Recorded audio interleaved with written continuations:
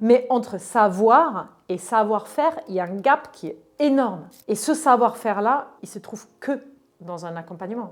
Le vendredi après-midi, j'ai appelé tout le monde. J'annule votre rendez-vous. Je ne suis pas sûre de reprendre en septembre. Et j'ai plus jamais ouvert le cabinet. Au total, 12 personnes avec moi. 12 personnes avec moi qui dépendent de mon chiffre d'affaires et plus rien qui rentre. C'est surprenant en fait ce qui arrive dans la vie de l'entrepreneur. Et si on pouvait anticiper, ça serait bien, mais on ne peut pas. C'est pas possible. Tout au début, j'étais thérapeute en médecine traditionnelle chinoise. Mais depuis le tout début, une très précise intention de faire ça à travers l'alimentation. Parce qu'en fait, c'est l'alimentation qui m'a sauvée moi-même, en fait, qui m'a permis de me mettre dans un contexte de santé, qui m'a amenée à la médecine chinoise. Et dès le début, en fait, j'avais compris que la médecine chinoise était un outil hyper précieux, mais que la solution et la sortie, pour moi, c'était l'alimentation. Et tout ce que j'ai fait au début, c'est j'ai fait un step après l'autre. Je suis devenue thérapeute parce que je savais qu'à un moment donné, il fallait que je passe par ça, que en fait, je voulais expérimenter le terrain. Et j'ai fait plein... Enfin, c'était vraiment de l'accumulation d'expertise au début. Et ça, je viens vraiment de la pure main-d'œuvre du terrain tout au début, mais d'entrée de jeu, et j'en ai parlé il y a récemment avec quelqu'un, c'était en 2016 que j'ai ouvert le cabinet. Et en 2016, j'avais déjà mon logo. J'avais une graphiste que je connaissais de mon ancien boulot d'assistante de direction que j'avais avant. Et je savais, j'avais une clarté absolue sur les couleurs, sur le nom, sur le sous-titre, sur à quoi elle devrait ressembler. Je lui ai fait un dessin à la main, je lui ai dit, mais je veux ça. Et elle a dit, tu es sûre que tu veux du rose? Je dis, bah oui, je veux du rose. Elle m'a quand même fait des essais en rouge, en orange. Tu vois, je dis, non, je veux pas ça. Mais il y avait quelque chose qui, d'entrée de jeu, était très clair. Et il y avait une intention qui était déjà là de vouloir proposer de l'apprentissage, de la formation, qui voulait rayonner loin, qui voulait porter ce savoir-là à tout le monde, tellement c'était percutant pour moi. Donc en fait, il y avait un drive très spécifique qui était là depuis le début. Est-ce que tu en vois souvent des Nina? Non, il y en a un client sur 100 ou sur 200 qui est comme elle. Elle a déjà une expérience et un ancrage dans son métier, dans la vie, extrêmement présent. Elle a une vision extrêmement grande, extrêmement puissante. Si tu lui enlèves tout l'argent, elle veut quand même la réaliser. L'argent est un moyen pour réaliser sa mission. Elle a vraiment un truc à donner au monde tiré de son expérience personnelle qui est ultra important pour elle. Et elle a une vitesse de passage à l'action, une détermination qu'on voit extrêmement rarement. On est vraiment dans une réussite atypique. Mais parce qu'on est dans un humain atypique. En quoi l'alimentation, ça a été important pour toi?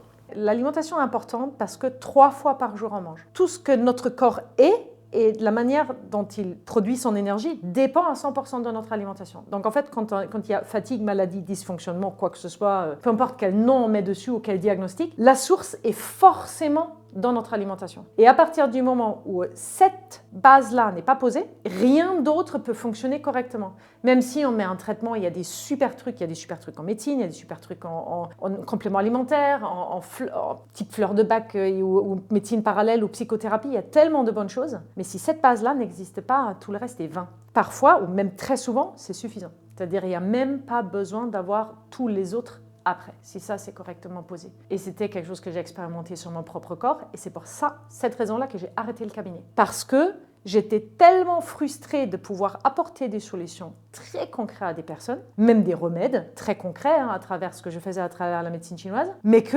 matin, midi, soir, ils flinguaient mon travail. Et je me suis dit, mais ça sert à rien. Et j'ai passé beaucoup de temps en cabinet à vouloir instruire en cabinet jusqu'au moment où je me suis rendu compte que du coup, il n'y a pas d'autonomie. Des personnes, ils n'ont pas suffisamment de savoir. Je ne pouvais pas transmettre en cabinet avec 1 heure en plus d'une séance. C'était juste pas possible. Et c'est comme ça que j'ai commencé à former, en fait. Donc ce qui t'a fait sauter le pas, entre guillemets, de former des gens et de passer online, c'est la volonté de toucher plus de monde que ce que tu pouvais le faire en cabinet. Ah, c'est pas plus de monde. C'est un maximum de monde. C'est une petite précision.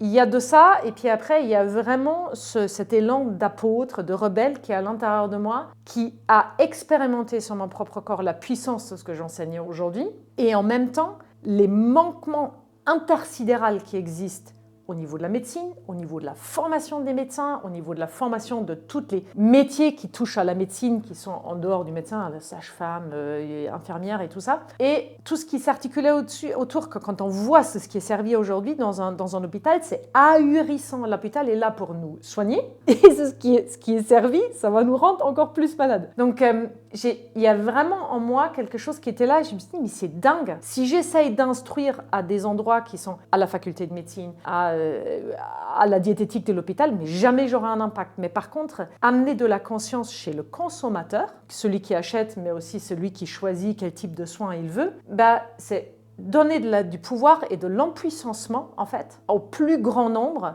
pour que ça bouge d'en bas, pour qu'il y ait des gens qui disent « mais on veut pas ça ». Et que chacun ait ce pouvoir et cette capacité de dire « non, pour moi, ça, c'est pas bon ». Et ouais, vraiment, il y a l'apôtre en moi, quoi. Pour sauter ce pas-là du cabinet, est-ce que c'est quelque chose qui a été facile, évident? Est-ce que tu avais des freins? Comment ça s'est passé si tu te replonges un peu dedans? J'ai une nature qui aime enseigner. Donc, ça s'est fait très progressivement. C'est-à-dire, mes patients, ils aimaient déjà toujours ce que je faisais, ils aimaient que j'étais là en train d'instruire. Donc, en fait, elles m'ont demandé, au début pour des associations, est-ce que tu peux donner une conférence, est-ce que tu peux faire ceci, cela? Et c'est comme ça s'est né. Après, on a rajouté les premiers cures régénératives des intestins, qui était pour moi aussi quelque chose que je voulais porter, un univers que je voulais créer, où j'enseignais. Après, on a tiré ça sur des cures en ligne. Et une fois que c'était fait en ligne, j'avais les enregistrements. Après, marketer les enregistrements ou vendre les enregistrements sous forme de formation et de construire ça, techniquement, ça a été finalement facile parce que il y a une brique qui est vraiment venue se poser sur l'autre, sur un chemin qui était tout à fait logique et facile à suivre. Puis après, j'ai pas de souci de visibilité ou de me montrer ou d'être là. J'avais plus de difficultés après à me montrer sur les réseaux et à être là et à faire des réels et des vidéos et tout ça.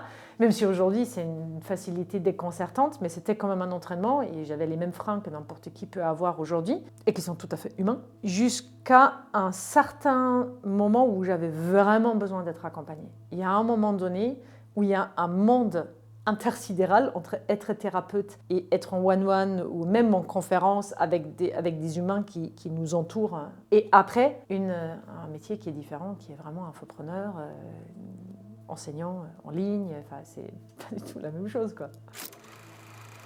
Qu'est-ce qui t'a fait sauter le pas, toi aussi, de te faire accompagner? C'est à un moment donné de prendre cette décision-là? J'ai vu les limites de mes compétences, en fait. Je pense que j'ai fait un peu comme tout le monde, c'est-à-dire, aujourd'hui, on a tellement de choses qui sont disponibles sur Internet à travers les vidéos YouTube, à travers des réels, à travers des gens qui partagent. Et je pense que comme beaucoup de gens, j'ai suivi Jérémy pendant très longtemps et j'en ai suivi d'autres avant. Et j'avais déjà un premier programme d'accompagnement avant à Coleman Publishing qui était très bien, que j'ai adoré. Mais avant celui-là, j'ai eu, je ne sais pas combien de calls j'ai eu avec d'autres pour vraiment trouver quelque chose qui m'intéressait parce qu'une fois tu découvres que ça existe, des accompagnements pour créer des formations, tu te dis « Ah oui, c'est exactement ça qu'il me faut ». Après, il reste à trouver la bonne personne. Et ça, j'ai mis un peu de temps et je suis très contente d'avoir pris le temps en fait, pour trouver la bonne personne qui me convient. C'est pour ça que 2 ans et quelques plus tard, je suis toujours là. Mais oui, et à un moment donné, on peut apprendre plein de choses à travers les vidéos, les faire, les mettre en place pour nous. Mais c'est ce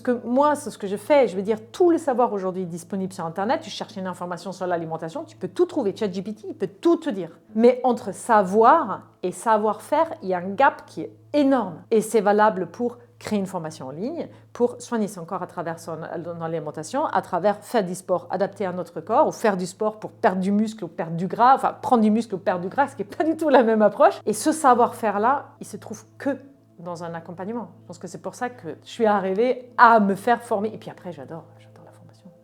C'est moi qui ai fait le premier call avec elle et elle m'a dit je rentre pas tout de suite mais je rentre à telle date et à telle date elle est rentrée. Je l'ai même pas recontactée, c'est elle qui est revenue en disant ouais on est le jour que je t'avais dit, hop je signe. Tu sais il y a des vidéos sur internet, on appelle ça des speedruns, des gens qui s'amusent genre à finir Mario en 37 minutes au lieu de 37 jours. Nina dans chaque programme où elle est venue chez nous elle a speedrun le programme. C'est-à-dire sur des programmes de 6 mois elle avait tout implémenté en 1 mois et ensuite les 5 mois qui ont suivi elle nous a sollicité pour les ajustements. Et derrière elle a voulu faire toujours plus d'ajustements jusqu'à passer au programme du dessus qu'elle a plié en 1 mois et ensuite elle a ajusté etc. Elle a une vitesse d'exécution qui est impressionnante et c'est pour ça qu'elle a les résultats qu'elle a. Tu as eu un parcours assez fulgurant sur les 2 dernières années, du cabinet à ce que tu fais maintenant.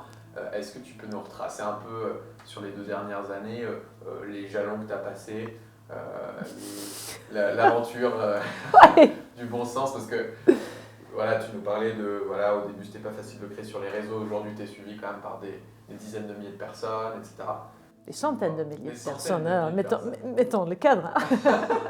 Oui, alors j'espère que j'arriverai à aligner tout ça parce que en rétrospective, c'est tellement énorme quand on le retrace d'ailleurs. Alors, c'est en 2022, je pense en été, ça a dû être mai-juin de mémoire, où j'ai fait mon premier accompagnement pour faire une formation en ligne. Je l'ai acheté en 2021. J'ai pas eu le temps. J'étais trop pris en fait dans mon cabinet, dans d'autres trucs que j'ai pas pris le temps. Et puis un an plus tard, je me suis dit, c'est con quand même, t'as acheté le truc. Donc en fait, j'ai pris l'accompagnement en plus parce que la formation en ligne, bien évidemment, quand on n'a pas quelque chose qui nous drive derrière, on le fait pas. J'ai mis l'Alchimiste, il est en ligne depuis octobre 2022. Ouais, ça c'est mon programme principal depuis octobre 2022. Depuis là, il existe, il tourne et puis là, il est juste fait prendre en plus de personnes. Et j'ai rejoint Fast and Slow 2023, début 2023, parce que je voulais vraiment apprendre tout le côté organique et rester. Je voulais créer et fédérer une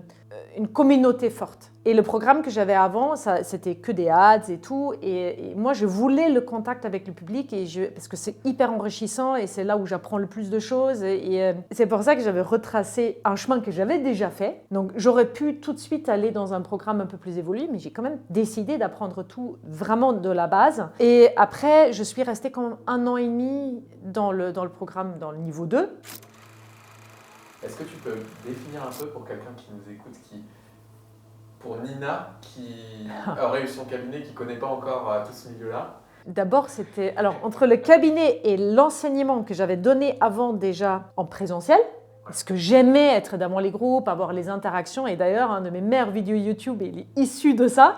Et parce qu'on sent en fait l'énergie qui se crée quand je suis devant un public, qui est complètement différent que quand je suis devant une caméra. Et j'ai tellement pris plaisir à ça que je voulais amener ça plus loin. Donc, j'avais pendant tout ce temps-là les deux en même temps. Et au début, ça allait. J'avais déjà réduit un peu sur les cabinets. Début 2023, j'avais encore les cabinets. J'ai réduit à 3 jours par semaine. Et 2 jours par semaine étaient dédiés en fait à mon activité en ligne, à la formation, aux permanences et tout ça. Et c'était vraiment quelque chose d'extrêmement progressif de l'un vers l'autre où la multiplication des tâches qui sont venues par plus de monde dans le programme, plus d'intérêt, plus d'interaction, plus besoin d'interagir avec le public. Puis après, c'est moi qui faisais les appels, c'est-à-dire les gens ils rentraient en contact avec moi pour acheter mon programme que moi je coachais, qui était tout l'avantage du début.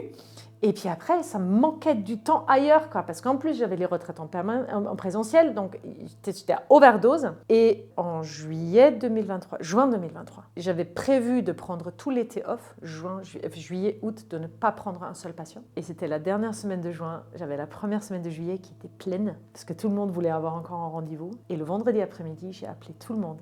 Je dis, j'annule votre rendez-vous, je ne suis pas sûre de reprendre en septembre. Et j'ai plus jamais ouvert le cabinet. Il y avait quelque chose qui n'avait plus sa place et il y avait quelque chose de beaucoup plus grand qui avait pris sa place et qui voulait être nourri. Et j'ai gardé vraiment que les cas que je ne pouvais pas du tout lâcher dans la nature et on a terminé jusqu'à ce qu'on avait trouvé d'autres praticiens pour les reprendre. C'était d'un côté naturel et de l'autre côté précipité parce que tout est allé très très vite. J'ai pris très vite du gens dans le programme et une fois l'été passé, je pense que même au mois de juin, j'avais passé tout en VSL, c'est-à-dire en vidéo et page de vente, parce que je n'étais même plus capable d'assurer les calls. J'étais complètement dépassée partout. Donc en fait, j'ai fait réécrire une page de vente, que du coup, c'est même pas moi qui l'ai écrit parce que je n'avais plus le temps. Et ce qui a fait que j'ai baissé un peu le prix, mais c'était l'occasion pour moi, en fait, d'avoir une certaine décharge pendant un temps. Et puis après, donc en fait 9 mois après d'être rentrée dans le programme Fast and Slow, d'être passée au 2e niveau, équipe de vente, et puis après ça c'est venu très très vite, c'est-à-dire en 3 mois j'avais onboardé 5 ou 6 personnes, quoi. Et là, tu étais sur quel type de chiffre, de business, etc. Alors 2023, on était à peu près à 240 000 euros. Sur toute l'année, mes cabinets compris. Mais sur le cabinet, à ce moment-là, ça a dû être peut-être, 25 ou 30 000 euros, parce qu'en fait, quand je l'avais arrêté au mois de juin, il y avait déjà moins de monde et tout. Donc il y avait encore une petite partie cabinet, mais quasiment tout était déjà venu dans ça.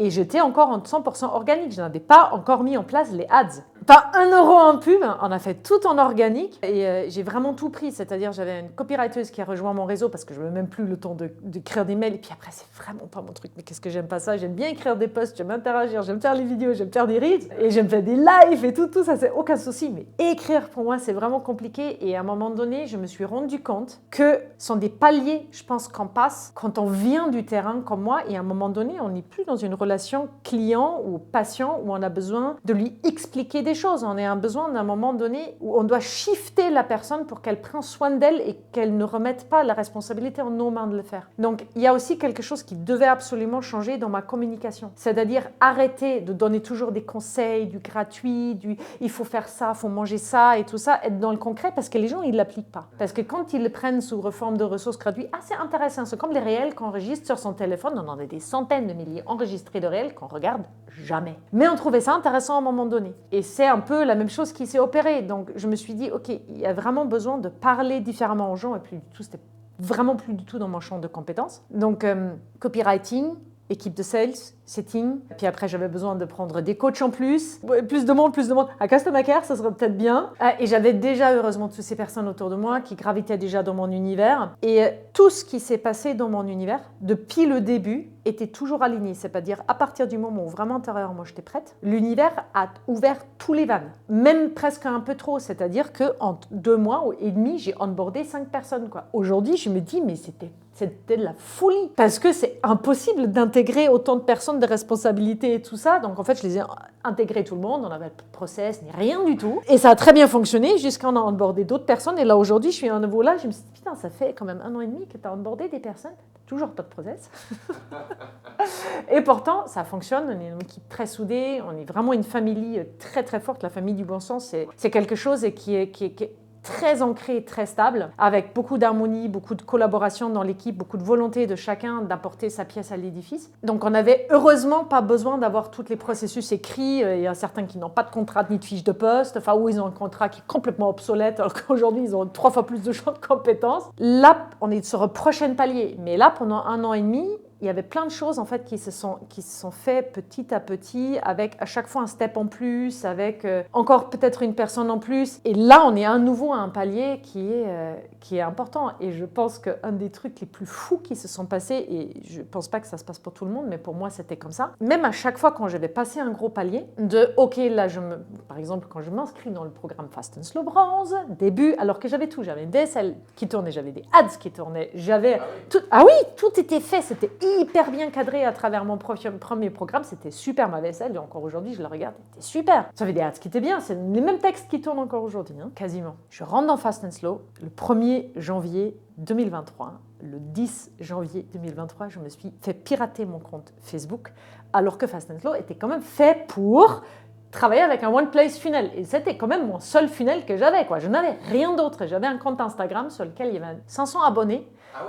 Ah oui. Et qui tournait uniquement parce qu'il y avait des repostages automatiques depuis Facebook, quand j'y pensais. Et je me suis retrouvée du jour au lendemain sans rien, sans ads, sans business manager, sans rien, sans entreprise. J'avais 5000 followers sur Facebook, enfin c'était juste énorme. Et c'était all-in Instagram, car j'avais pas le choix, quoi. J'avais quand même un réseau mail et tout, mais j'avais pas encore les skills de copie. Enfin, c'était lunaire. Et heureusement que j'avais le cabinet à ce moment-là. Ouais. Et en fait, j'ai posté un reel sur Instagram qui a tourné viral le 15 janvier.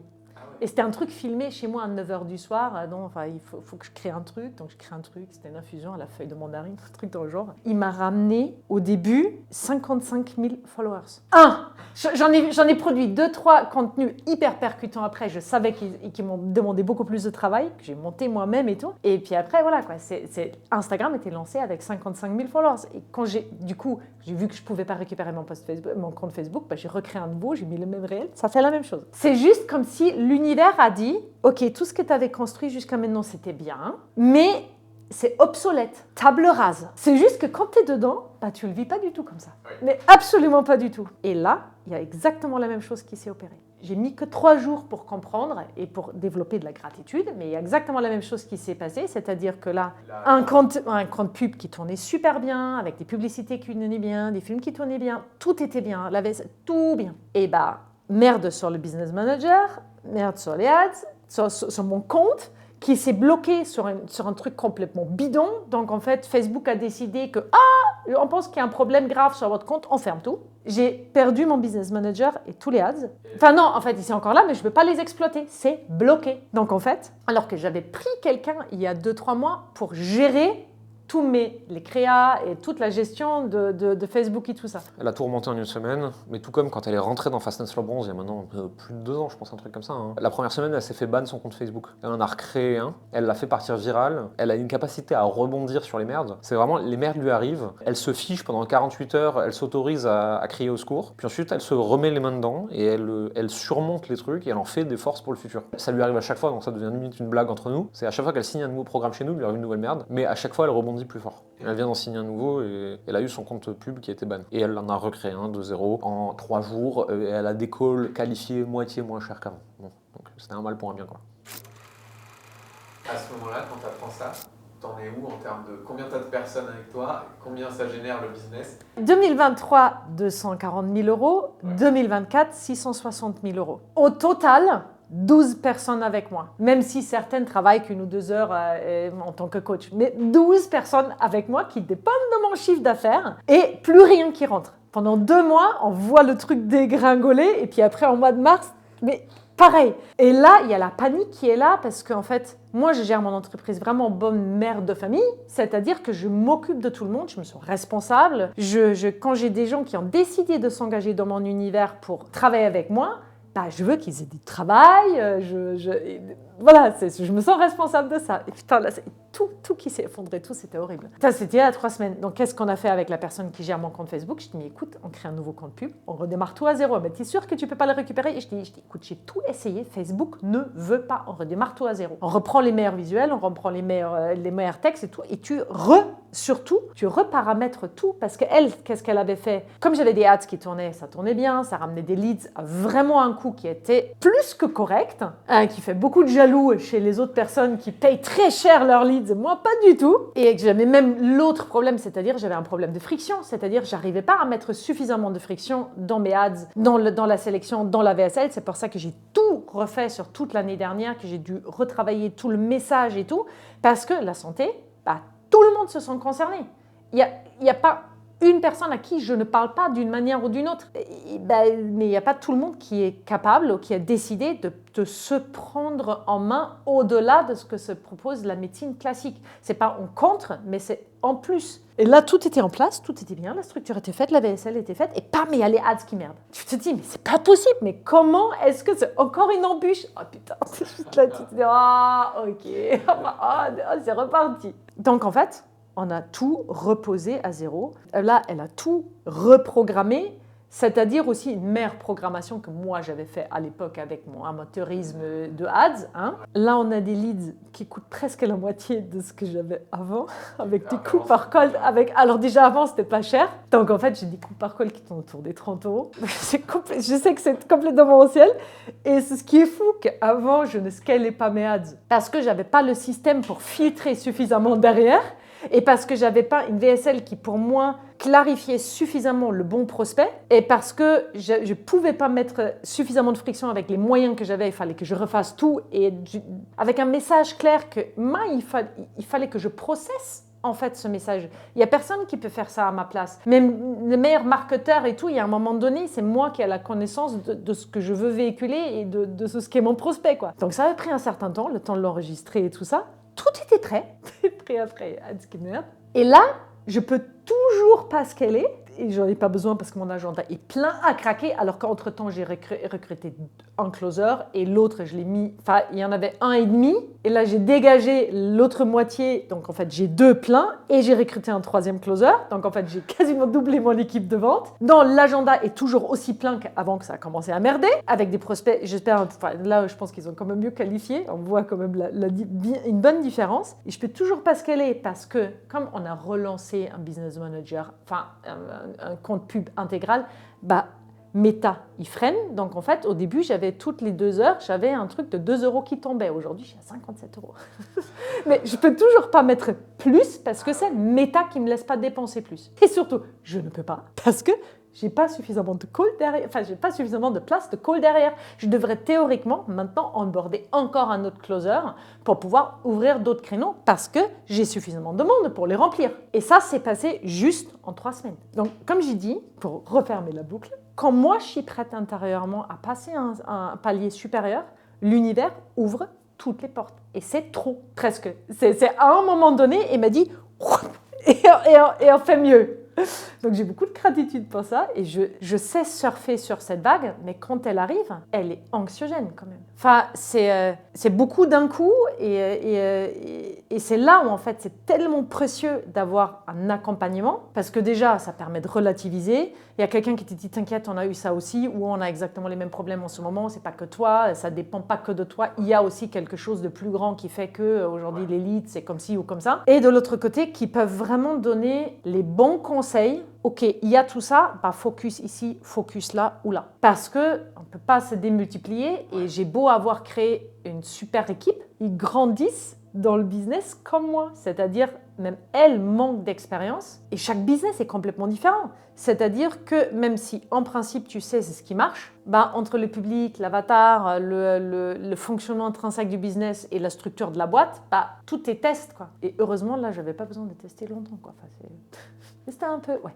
C'est sportif, quoi.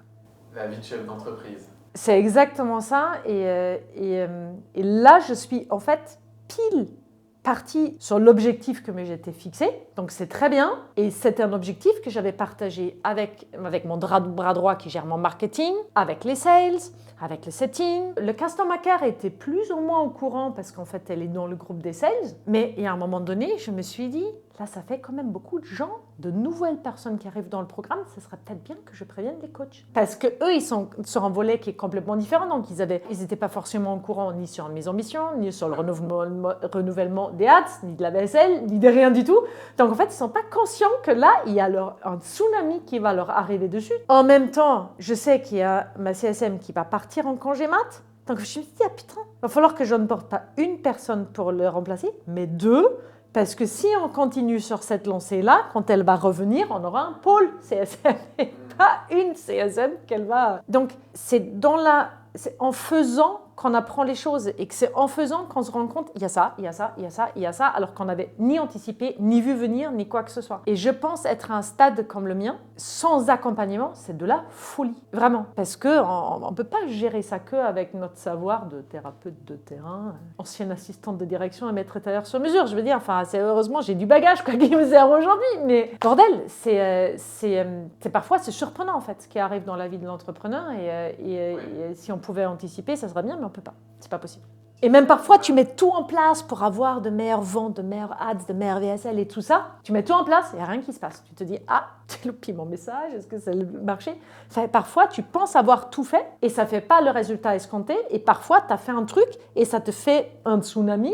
Tu ne sais pas comment tu l'as créé, mais il faut le prendre. Tu n'as pas le choix, en fait. Tu as des gens qui sont là, je dis, j'en borde chez toi. D'accord, ok. Bon, on n'a pas la place, mais on va faire en sorte que... Donc, ouais, c'est une sacrée aventure.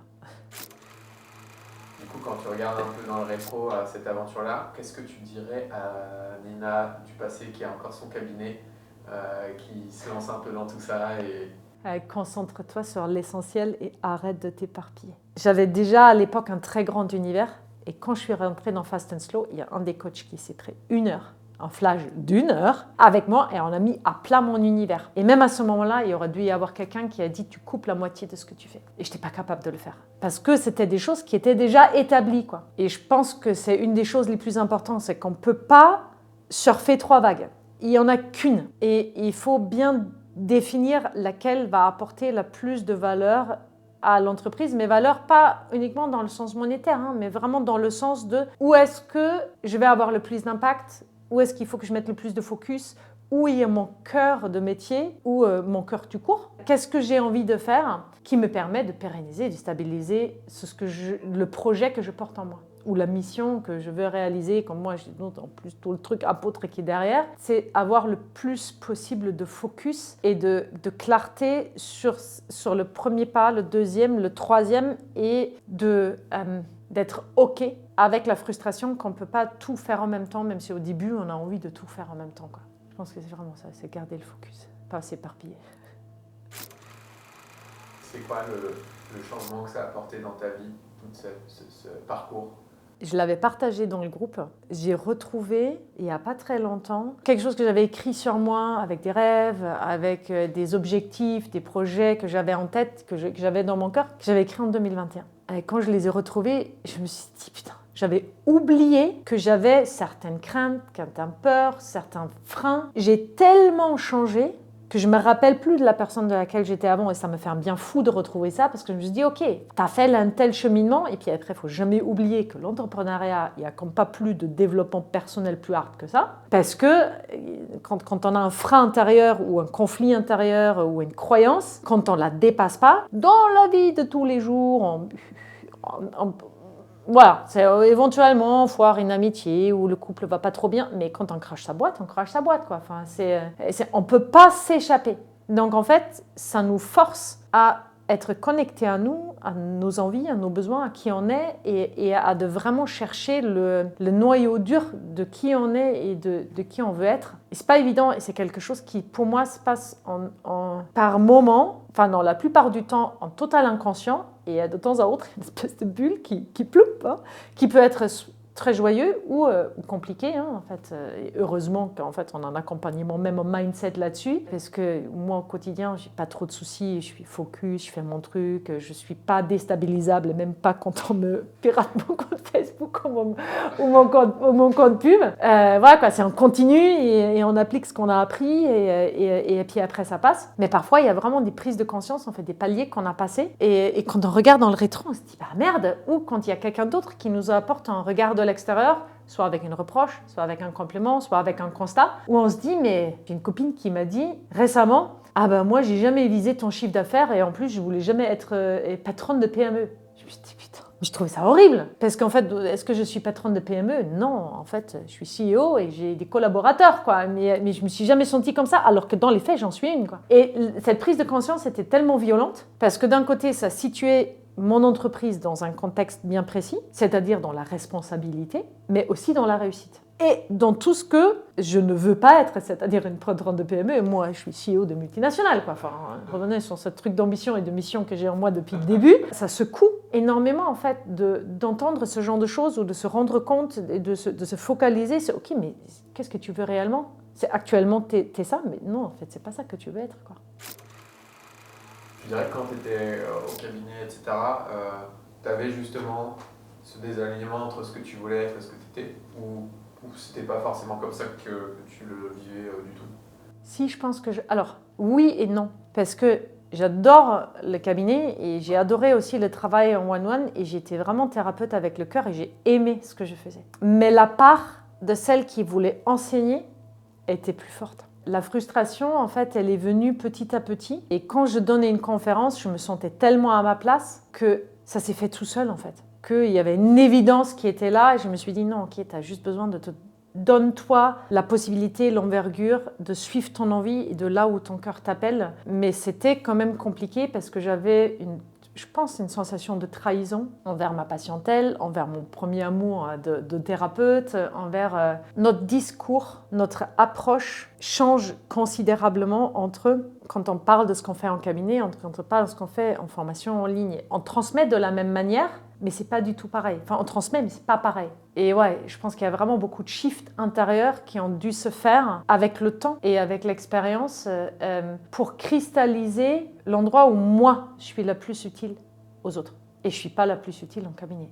Vraiment pas. Quand je vois, j'ai très très régulièrement des gens qui me contactent à travers les réseaux, qui ne me connaissent pas, ou que je ne connais pas, qui me suivent depuis longtemps et qui me disent « Là, ça fait 1 an et demi que je te suis, j'ai vraiment envie de te partager. Je fais tout ce que tu proposes gratuitement. Il y a ça, et la liste, elle est éternelle, qui s'est améliorée dans ma vie, dans ma santé, c'est dingue. Là, je suis prête, c'est bon, je rejoins ton programme. Ou vraiment, je peux pas, parce qu'en fait, j'ai une toute petite retraite, mais juste le fait d'avoir ton livre, ou juste le fait d'avoir entendu ceci ou cela, mais ça a changé ma vie. Et c'est ça, en fait, qui me renvoie que je suis au bon endroit. Même si avant, j'ai un patient à dépasser parfois des moments, des maladies ou des états de santé extrêmement compliqués, bah là, je me sens vraiment à place et dans toute l'utilité que je devrais avoir, quoi. Et je veux avoir. Donc, c'est beau. Et en fait, on n'est pas obligé de faire comme elle pour arriver au résultat qu'elle a. Il y a plein d'autres façons de le faire. Elle a sa façon à elle, qui est propre à sa personnalité. On s'est adapté à sa personnalité, on l'a soutenue pour qu'elle soit plus elle. Et vous n'êtes pas obligé d'être elle. Ensuite, elle est dans un secteur bien particulier, avec une énergie bien particulière, avec une méthode bien particulière, un produit bien particulier. Être impressionné par Nina, à moins d'être sa jumelle, ça n'a aucun sens. Vous n'êtes pas elle, vous ne serez pas obligé de faire comme elle. Merci Nina pour tous ces partages. Si tu as un mot de la fin pour les gens qui nous regardent, qui seraient, on va dire, des pros de l'accompagnement, qui sont peut-être avant de faire le grand saut, tu vois. C'est celui que je partage depuis le début et depuis que je témoigne pour l'univers de Jérémy, parce que c'est vraiment faites-vous accompagner. Je veux dire, peu importe qui c'est, qui vous parle et qui résonne avec vous, se faire accompagner, c'est tellement plus facile d'avoir un échange, un réseau, d'avoir des collègues. Je veux dire, nous, entre nous, dans les masterminds, c'est juste ça. Ça fait beaucoup de bien et ça fait qu'on se sent beaucoup moins seul et qu'on est beaucoup plus performant, qu'on réussit beaucoup plus vite, qu'on a tous les exemples, tous les encouragements, les motivations et les envies. C'est vraiment c'est un vortex positif vers le haut, quoi, qui nous tire vers le haut d'une manière très sainement et avec beaucoup de joie, en fait. Donc, ouais, se faire accompagner, je pense que c'est vraiment la meilleure chose qu'on peut faire quand on veut créer quelque chose de nouveau qu'on n'a jamais appris à créer, quoi. Rachid, il a fait cet exemple-là, mais je l'ai trouvé ça tellement parlant, quoi. T'as envie de nager dans la mer? Bah, ok, d'accord, va falloir que t'apprennes à nager. Je veux dire, il n'y a personne qui se poserait la question pour exactement ça, quoi. Genre, tu veux aller dans l'eau, ça serait complètement con d'y aller sans savoir nager, quoi. Genre, oh non, je vais y aller avec les petits brassards, pas de souci. Non. Alors que pour le business, c'est pas pareil. Comme tout est accessible, comme tout est disponible à travers les vidéos, c'est ce qu'on a vu au début. Et je l'ai fait au début exactement de cette manière-là. Jusqu'au moment où on se rend compte que c'est plus possible. Et j'ai perdu du temps. Mais j'avais aussi besoin de ce temps-là pour la prise de conscience que vraiment j'avais besoin de ça. Parce qu'on se dit, oh, je peux le faire tout seul. Mais oui, on peut. Moi, je pense que je dois être une des personnes les moins demandantes du mastermind, quoi. Parce qu'en fait, je suis tellement autonome, je gère tellement de trucs. Enfin, je suis une cliente qui n'est pas chiante, quoi. Parce que je suis très engagée dans ce que je fais et je sais faire plein de choses. Mais voilà, quoi. Au moment où j'en ai besoin, inconditionnellement, j'ai du soutien. Et ça n'a pas de prix. Vraiment pas, quoi. Pour aller très loin et très vite, il faut une vision très forte. Parce que, contrairement aux réussites normales qui sont extrêmement agréables sur le chemin, la réussite atypique demande des sacrifices. Et si on n'a pas un why très très fort, on ne peut pas les faire. Donc si vous voulez speedrun le jeu et avoir des résultats stratosphériques très vite, très loin, très haut, c'est tout à fait possible. Et nous, on sait vous y amener, mais pas sans sacrifice. Doucement et beaucoup peut être fait sans sacrifice, mais beaucoup et vite, non. Parce que de toute façon, on n'a que 3 ressources, son temps, ses efforts et son argent. Et c'est difficile de ne pas en donner 2 sur 3.